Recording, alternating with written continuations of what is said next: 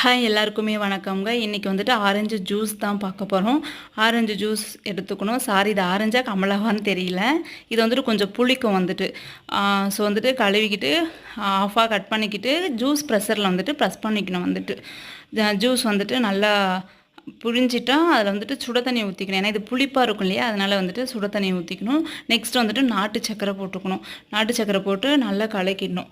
இது நம்ம வந்துட்டு அப்படியே கூட குடிச்சிக்கலாம். இது வந்துட்டு குழந்தைக்கு கொடுக்கணுன்றதுக்காக கொஞ்சம் புளிக்கும் இல்லையா, அதனால தான். அதுக்கப்புறம் கலக்கிட்டு அதை வந்து ஃபில்டர் பண்ணிக்கணும். ஃபில்டரில் பண்ணிவிட்டு மில்க் பாட்டிலில் ஊற்றி கொடுத்துடணும். அவ்வளோதாங்க வந்துட்டு. தேங்க்யூ. உங்கள் வீட்டில் இன்கேஸ் குழந்தை இருக்குது இந்த மாதிரி கொடுப்பாங்கன்னா இது ட்ரை பண்ணுங்கள்.